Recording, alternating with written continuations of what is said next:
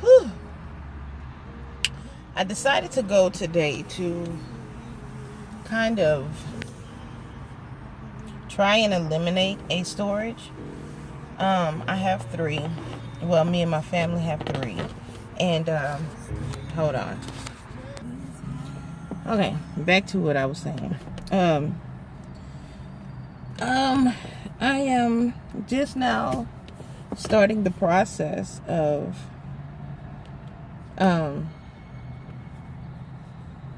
this is her shirt. I'm starting the process of eliminating one of the 3 storages that we have.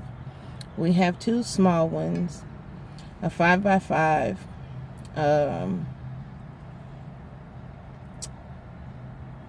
5 by, I want to say 15 or 10 or something like that. And then we have a big one, which you can put if it's empty, you can put a vehicle in, maybe 2, depending on the size of the vehicle. You may be able to put 2 of them in there. Anyways, that's the biggest one. So that's the last one that I will go through and get stuff out. But that'll be at a later time when we get a house. Because the reason why we have 3 storages was because we came from a 2-bedroom house, and then we didn't get all the stuff that we had in that 2-bedroom house.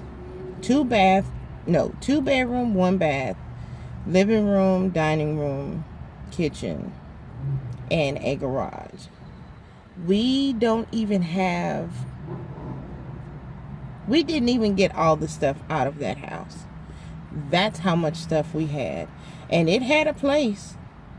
Trust me, it had a place for everything. So it wasn't like we were hoarding. It wasn't like we were doing any of that. It wasn't that. It was just the house kept breaking down, so we had to get a storage to move our stuff out of the first time. And yeah, it was a process. But that's a whole nother story. Today I'm starting the process of elimination. Basically, I am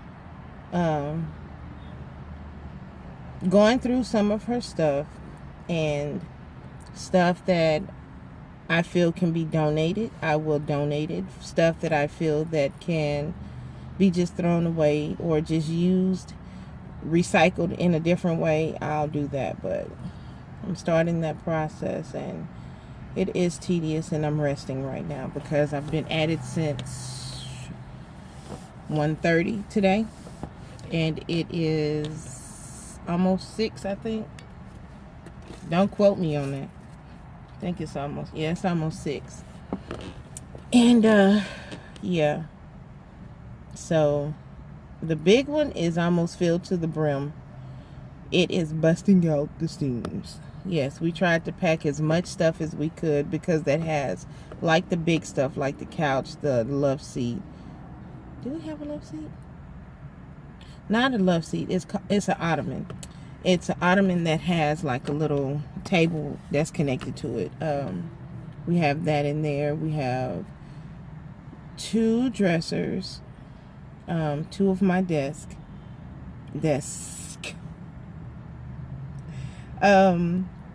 2 desk,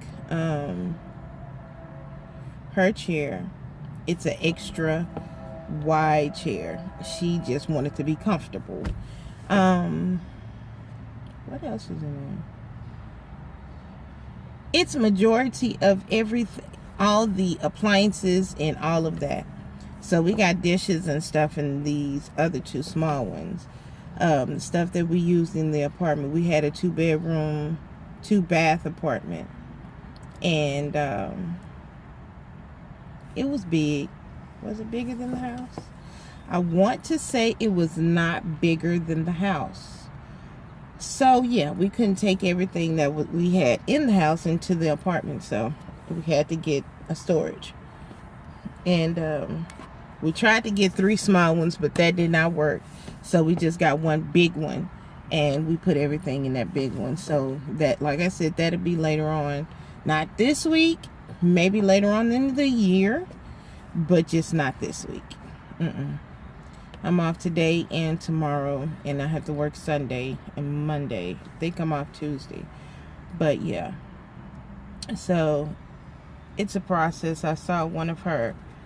I love pictures, and I used to have all kinds of cameras and 35 milliliter cameras, if y'all know about that. I had those, and then I had a 110, and I had a Polaroid. I had several 35 millimeter cameras, plus I had a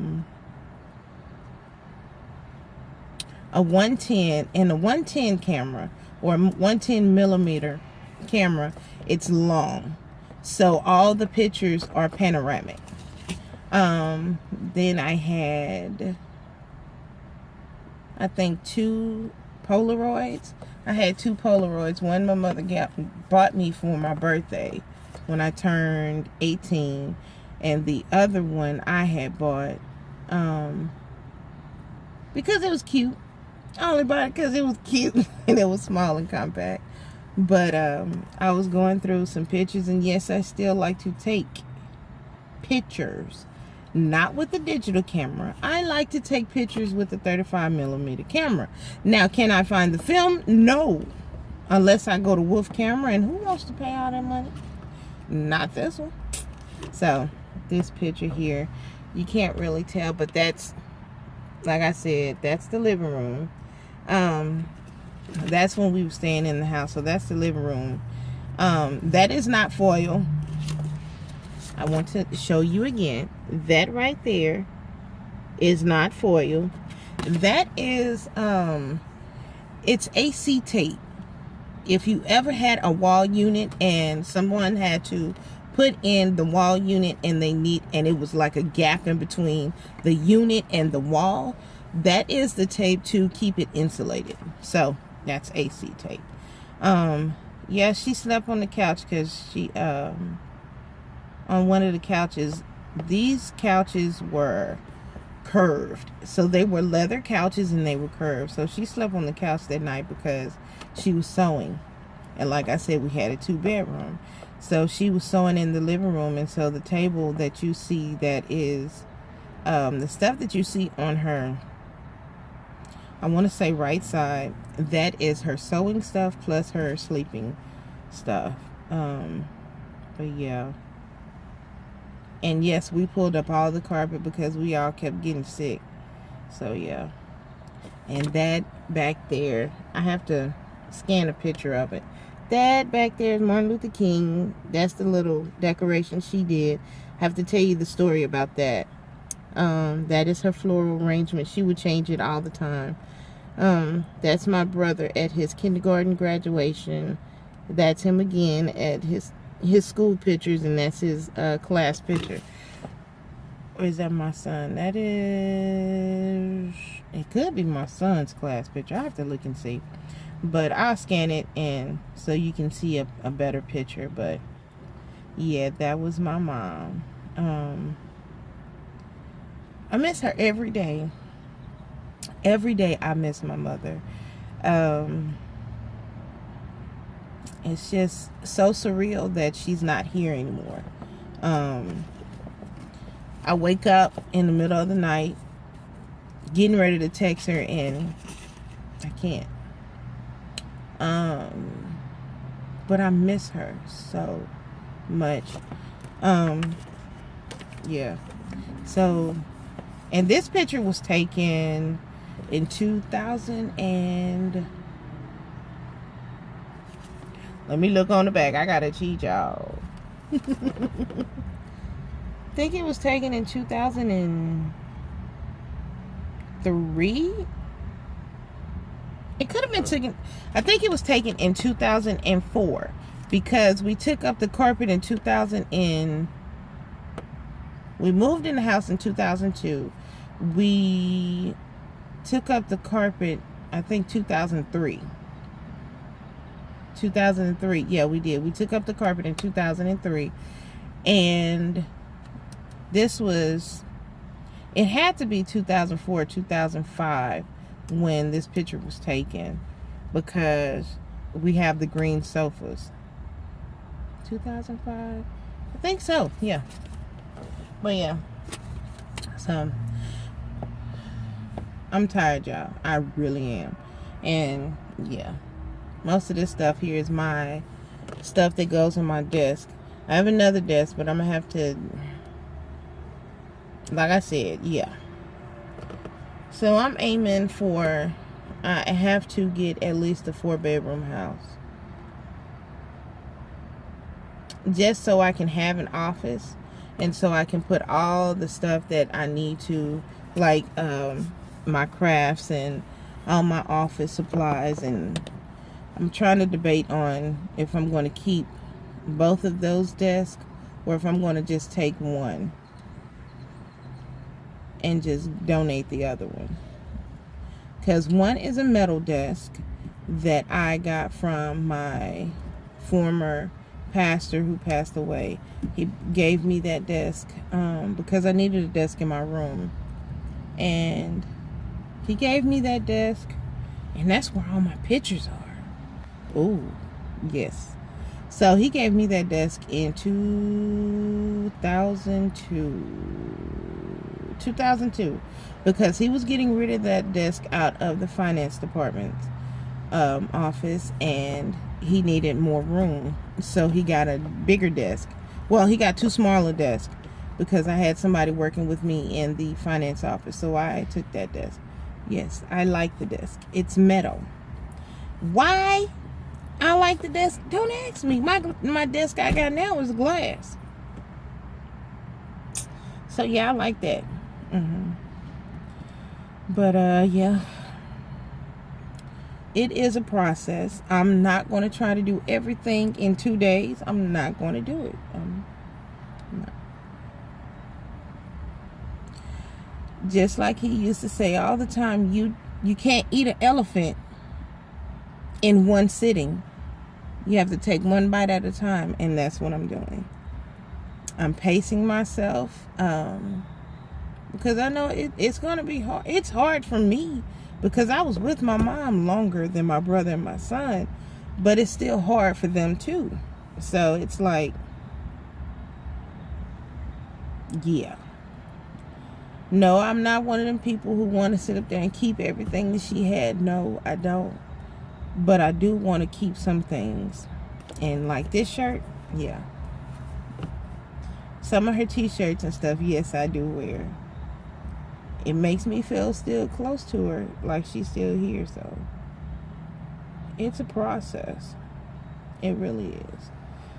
I said all that just to say this, that anybody who's going through, anybody who's lost a loved one, anybody who, especially if it's your mother or your father, it's not an easy thing to get over, and you will never get over it.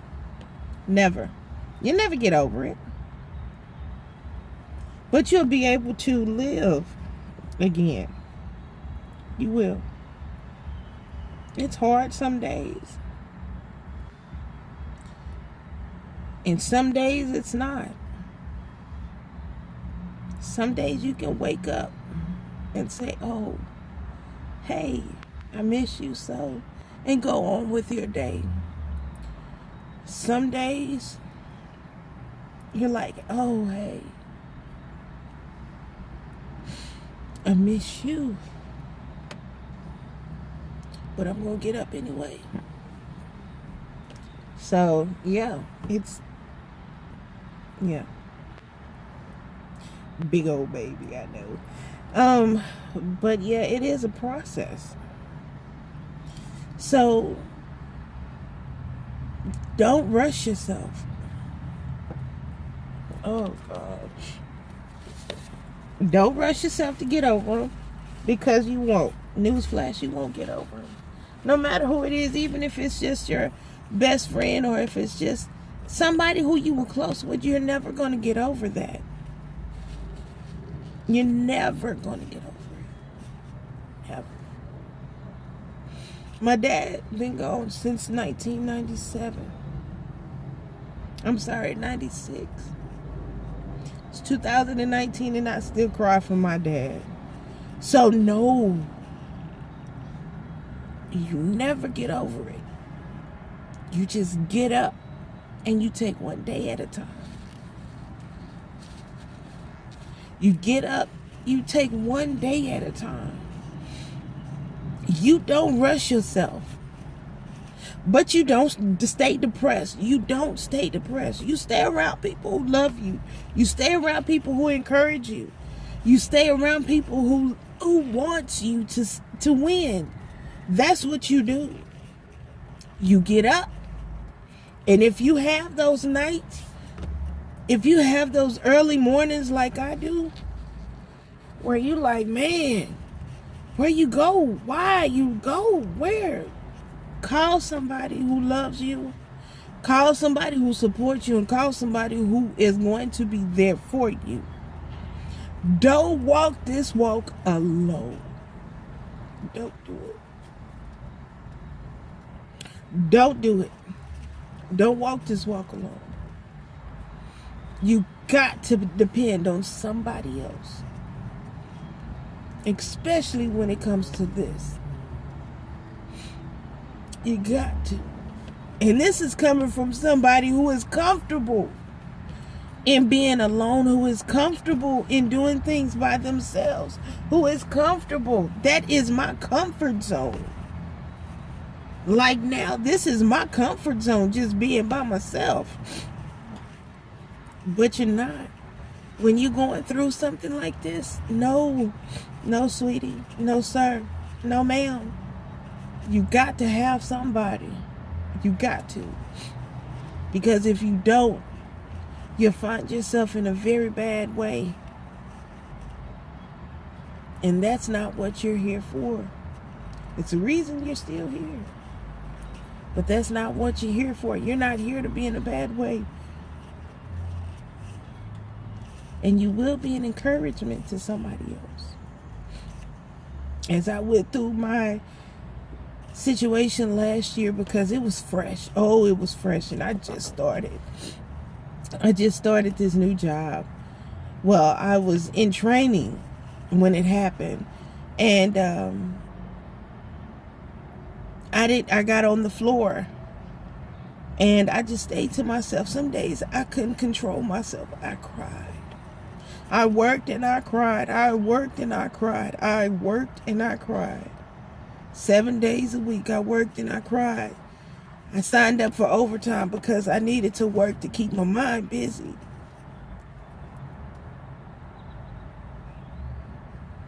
And it was only certain people who watched me. And I didn't know they were watching me. It was only certain people who watched me. And they talked to me and they was like, hey, I knew something was wrong. You're not like you. And I knew it. But I couldn't get out of it. I had nobody there for me. I had nobody to talk to. I had nobody to lean on. I had nobody to hug me. To give me that hug that I needed just to let it all out. I didn't let it out until this year. And I knew then. I said, okay, God, I hear you. I hear you. I hear you. I hear you. I really do. I hear you. And I know you talking to me. Because you wouldn't have sent this person over here. This person could have went on their way. They didn't know me from yesterday's news. They didn't know me from tomorrow's headlines. But he sat there and he talked to me and he was like, you know what? On his break. And he was like, you know what? I watch you. I see how you come out here. You do your thing. And people just walk by, you still have a smile on your face, even though you're hurting on the inside and they don't see it, but I see it. And I know it hurts. I know it hurts. I have not been through that situation, but I know it hurts. But you just keep on. You don't stop. And if you need me, I'm here. Like I said, he didn't know me. Him and his wife don't know me. I just started at that job. I just started at that job. Him and his wife didn't know me. I didn't take him up on that offer because I just didn't. But I did have somebody that I did talk to. I talked to God all day, all the time. And that helped me keep going because I looked at my son and I looked at my brother and I said, yeah, I can't stop. I can't stop. I've always been independent. The reason why I say my comfort zone is being by myself is because I grew up as an only child for 17 years. My brother didn't come about until when I turned 17, that's when my brother came about. Yeah. So, October 3rd, 1995, I turned 17. My brother came November 2nd, 1995. So, yes. I learned how to go out by myself. I learned how to do a lot of stuff by myself. If I wanted to meet up with friends, I caught the bus by myself. I walked wherever I wanted to go. And if I couldn't find nobody to go with me, I went by myself. That's why I always had a pager. Because my mom always wanted to make sure she had some kind of tabs on me. So yeah, my comfort zone, yeah, it's being by myself. Yes, I'm very awkward when it comes to being around a whole bunch of people. I will find a corner and sit in that corner or stand in that corner until I feel comfortable enough to move around and start talking. I'm not going to be antisocial. I'm going to talk. Yes, I'm going to laugh. I'm not just going to stand there and look. No, I'm not going to do that. No. I'm going to be sociable. But I am going to be lying for that corner, though.